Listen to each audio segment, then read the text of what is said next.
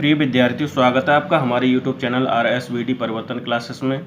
विद्यार्थियों, आज के इस वीडियो में हम चर्चा करेंगे क्लास 10वीं के अध्याय 1 के बारे में। पहली एक्सरसाइज को शुरू करने से पहले हम शुरुआत करेंगे कुछ बेसिक जानकारी के बारे में जान लेते हैं। सबसे पहले बात करते हैं वास्तविक संख्याएँ। तो वास्तविक संख्याएँ क्या होती हैं? परिमेय या अपरिमेय सभी संख्याएँ वास्तविक संख्याएँ कहलाती हैं। कहने का तात्पर्य यह है कि जितनी भी हमारी परिमेय संख्याएं हैं और अपरिमेय संख्याएं हैं, उन सभी को सम्मिलित कर लिया जाए तो वो हमारी वास्तविक संख्याएं कहलाती हैं। वास्तविक संख्याएं कहलाती हैं। अब देखिए, परिमेय तथा अपरिमेय संख्याओं को वास्तविक संख्याओं का समुच्चय भी कहा जाता है। यानी वास्तविक संख्याओं का समुच्चय निकालने की अगर बात आ जाए तो हम क्या करेंगे कि परिमेय और अपरिमेय संख्याओं के समुच्चय को सम्मिलित करके हम लिख देंगे।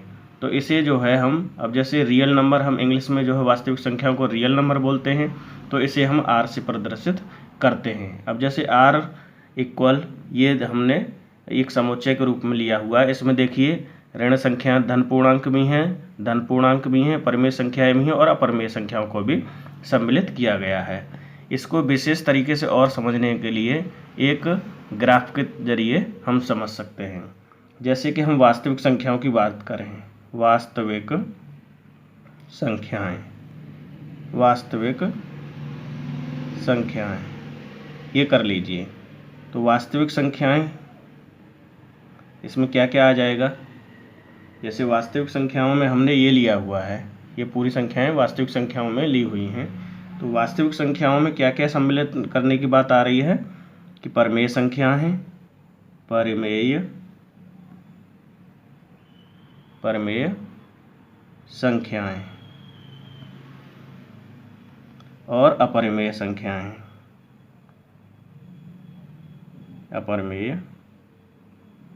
संख्याएं, जैसा कि कहा गया है कि परिमेय या अपरिमेय सभी संख्याओं का समुच्चय क्या होता है? वास्तविक संख्याएं कहलाती हैं। तो परिमेय संख्याओं में क्या क्या आ जाएगा? परिमेय संख्याओं में जैसे -1, 1, 3/5 ले लो, 2/3 ले लो, आदि जो भी संख्याएं आएंगी। अपरिमेय संख्या में कौन कौन सी संख्या आ जाएंगी? √2 है, √3 है, √5 है, आदि। ये हमारी जो है अपरिमेय संख्याओं में आ जाएंगी। अब परिमेय संख्याओं के अंतर्गत आने वाली संख्याओं की बात करें तो यहाँ पर देखिए पूर्णांक हैं और इसमें भिन्न भी दी हुई हैं। तो ये क्या हो जाएंगी? हमारी पूर्णांक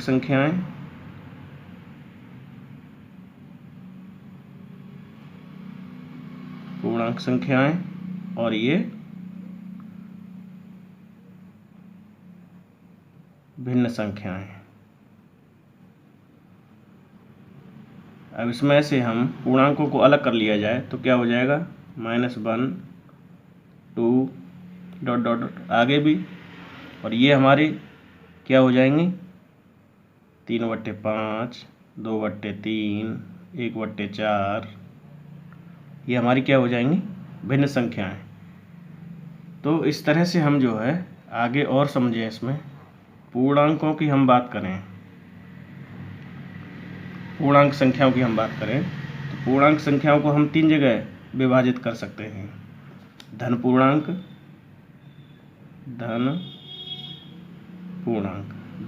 में क्या होगा कि सभी संख्याएं धनात्मक होंगी। 1, 2, 3, 4, 5... आगे चलती रहेंगी। तो ये हमारा हो जाएगा धन पूर्णांक। और उसके बाद हम बात करेंगे, धन पूर्णांक के बाद शून्य भी आता है। तो ये शून्य, यानी कि शून्य इसी में भी, और ये आ जाएगा हमारा, यहाँ पर बात करें हम धन पूर्णांक की बात कर चुके हैं। अब ऋण पूर्णांक। तो ऋण पूर्णांक में क्या क्या आ जाएगा? -1, -2, -3, -4 आदि। तो ये संख्याएं हो जाएंगी हमारी ऋण पूर्णांक। और शून्य क्या है हमारा?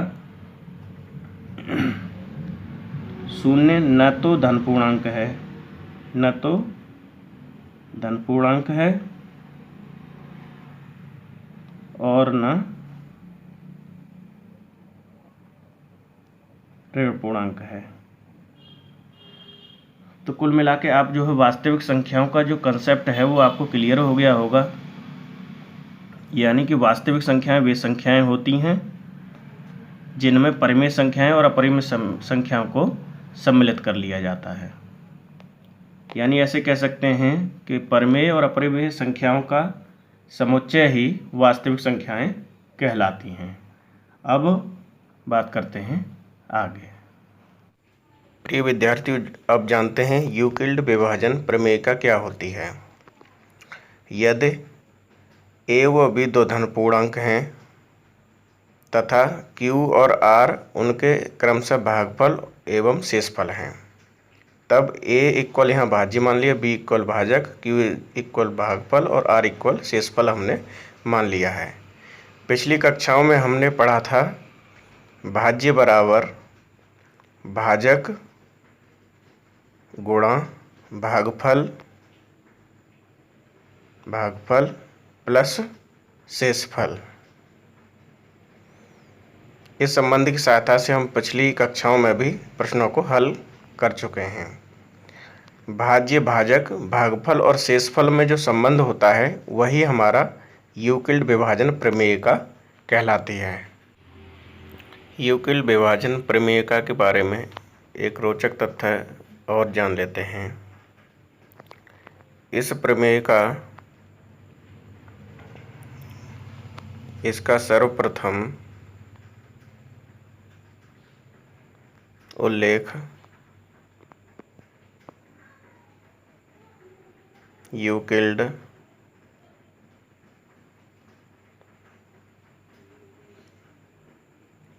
एलिमेंट नामक पुस्तक में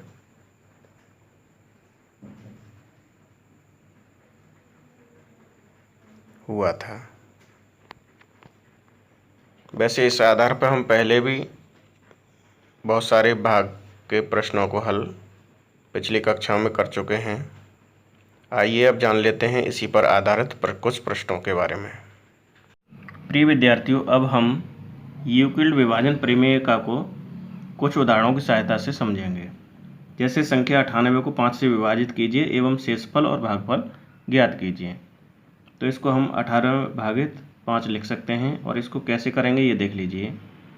98 इसको इस तरह से हम लिख लेंगे, 5 का 98 में भाग देंगे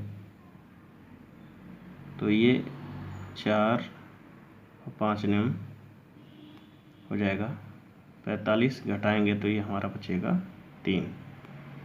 तो ये हमारा क्या बच गया, शेषफल, और ये हो गया हमारा भागफल, और ये हो गया हमारा भाजक, और 98 हो गया हमारा भाज्य। और यूक्लिड प्रमेय का इन भाज्य, भाजक और शेषफल में क्या संबंध दिखाती है। भाज्य बराबर क्या होता है, भाजक गुणा भागफल प्लस शेषफल। तो इसको वेरीफाई कर लीजिए। भाज्य हमारा कितना है 98, भाजक कितना है हमारा 5 गुणा भागफल कितना है हमारा 19 प्लस शेषफल 3। इसको सरल कर लीजिए, 95 प्लस 3 इक्वल ये हो जाएगा 98। तो हमारी बायां पक्ष बराबर दायां पक्ष आ गया। तो ये प्रमेय सिद्ध हो गई। प्रिय विद्यार्थियों, अब बात करते हैं उदाहरण संख्या 2 की। संख्याओं 130, 280 का मासा यूक्लिड विभाजन एल्गोरिथ्म की सहायता से ज्ञात कीजिए। यहाँ पर संख्याएं दी हुई हैं 130 और 280। तो इनका मासा निकालना है। तो सबसे पहले हम क्या करेंगे, देखिए सबसे पहले ये देखते हैं कि छोटी संख्या कौन सी है। छोटी संख्या हमारी 130 है और 280 130 से बड़ी है। अब हम छोटी संख्या से बड़ी संख्या में भाग देंगे, यानी भाग विधि से हम मासा निकालेंगे। 130 इसका हम भाग देंगे तो ये हो जाएगा हमारा 260। यहाँ हमारा 20 बचेगा। अब 20 को हम भाजक बनाएंगे और 130 को भाज्य बना लेंगे। अब 20 छिक्के 120, यहाँ हमारा बचा 10। अब 10 को हम भाजक बनाएंगे और 20 को हम भाज्य बना लेंगे। ये हो जाएगा 10 दूनी 20। तो ये हमारा शेषफल बचा 0। शेषफल बचा 0। तो जब तक शेषफल 0 ना आ जाए तब तक हम यही नियम अपनाते चलते हैं। तो यहाँ पर अंत में जिस संख्या से भाग दिया गया था वही हमारा मासा हो जाएगा। ये हो जाएगा हमारा मासा। अतः संख्या 130 व 280 का मासा बराबर हो जाएगा 10।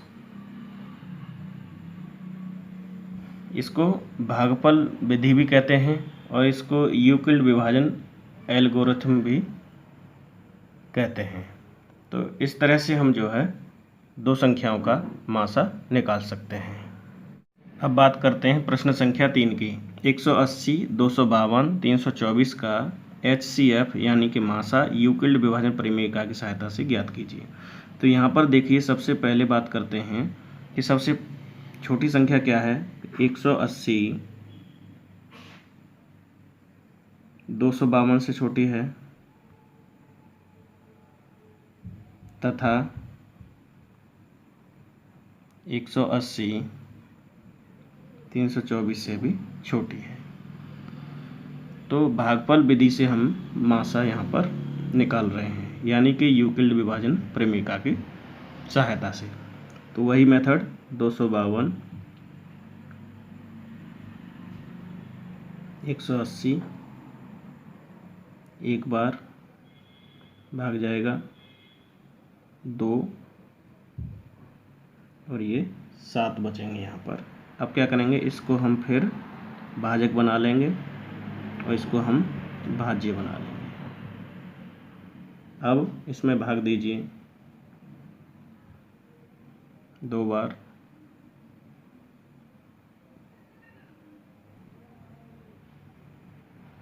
अब इसको हम भाजक बना लेंगे और इसको भाज्य। 36 दूनी 72। तो ये यहाँ पर शेषफल आ गया हमारा 0। इसी प्रकार से यहाँ पर 324 180 180 4